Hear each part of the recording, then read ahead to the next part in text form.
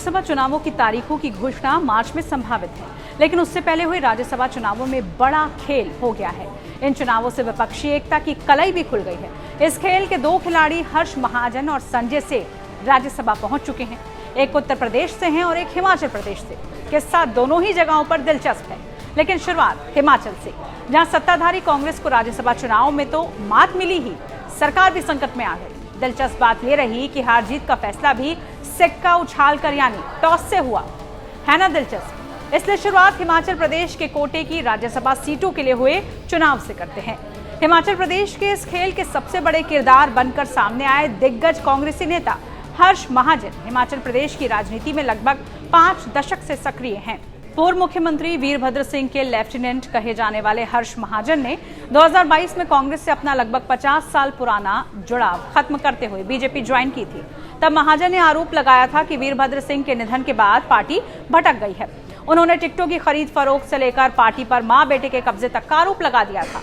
हिमाचल में सरकार चला रही कांग्रेस को पूरा यकीन था कि उसके उम्मीदवार अभिषेक मनु सिंघवी आसानी से राज्यसभा पहुंच जाएंगे। समीकरण भी ज्यादा मुश्किल नहीं थे। 68 सदस्यों वाली विधानसभा में कांग्रेस के 40 विधायक थे, जबकि बीजेपी के खेमे में महज 25। वहीं 3 निर्दलीय विधायक थे। कांग्रेस को 3 निर्दलीय विधायकों समेत 43 विधायकों के समर्थन मिलने की उम्मीद थी, लेकिन कांग्रेस की रणनीति को उसके ही पुराने रणनीतिकार हर्ष महाजन ने फेल कर दिया। अभिषेक मनु सिंघवी को बाहरी बताकर कांग्रेस के अंदर खाने से ही विरोध शुरू हुआ। नई सरकार में मंत्री न बन पाने वाले 6 विधायकों ने अभिषेक मनु सिंघवी को वोट नहीं दिया। ये 6 विधायक दिवंगत सीएम वीरभद्र सिंह के खेमे में माने जाते हैं। 3 निर्दलीय विधायकों को भी हर्ष महाजन ने अपने पक्ष में कर लिया। इसका नतीजा ये रहा कि कांग्रेस के वोट 40 से घटकर 34 हो गए।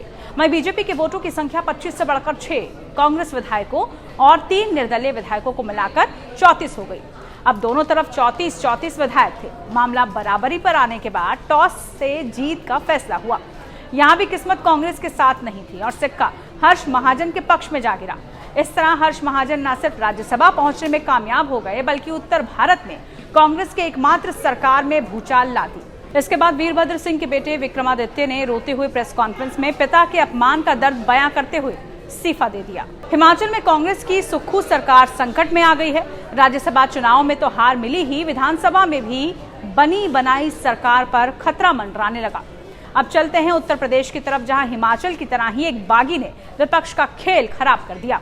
इस बार विपक्ष में थे पूर्व समाजवादी नेता संजय सेठ। उत्तर प्रदेश से राज्यसभा के 10 सांसद जीत कर आने थे। विधायकों की संख्या के हिसाब से इनमें से 7 सीटें बीजेपी को मिलने जा रही थी, जबकि 3 समाजवादी पार्टी को।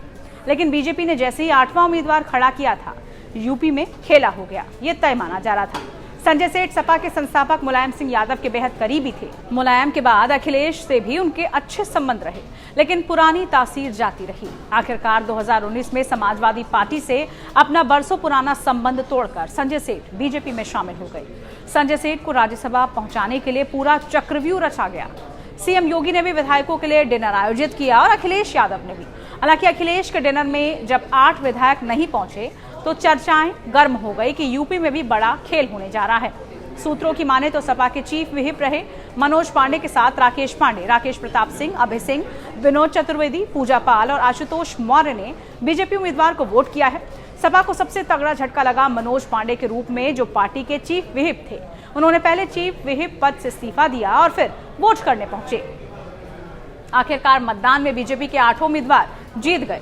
सबसे ज्यादा चर्चा रही बीजेपी के 8वें उम्मीदवार संजय सेठ की, जिन्हें मतदान से ठीक पहले मतदान में उतारा गया था। उन्होंने सपा के आलोक रंजन को हराया। सपा को अपने तीनों प्रत्याशियों को राज्यसभा भेजने के लिए 108 वोटों की जरूरत थी, लेकिन 8 विधायकों की बगावत और जेल में बंद 2 विधायकों को वोटिंग की अनुमति न मिलने की वजह से उसकी संख्या 98 पर सिमट गई।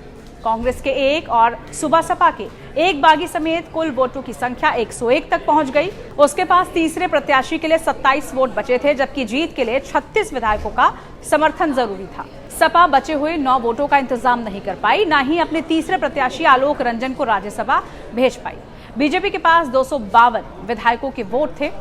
8 प्रत्याशियों को जिताने के लिए कुल 288 मत चाहिए थे। अपना दल के 13, सुबह सपा के 4, निषाद पार्टी के 6, रालोद के 9, जनसत्ता दल के 2, बसपा के 1 बागी विधायकों को मिलाकर बीजेपी का कुल वोट 287 पर पहुंच गया था। सपा के 7 विधायकों ने क्रॉस वोटिंग की, जिससे भाजपा के पक्ष में कुल 294 वोट हो गए, जो 8 प्रत्याशियों को जिताने के लिए जरूरी 288 वोटों से 6 ज्यादा थे। इस तरह समाजवादी पार्टी के कोटे से तीसरी सीट छीनते हुए बीजेपी ने अपने 8 उम्मीदवारों को राज्यसभा में भेजने का लक्ष्य आसानी से पा लिया।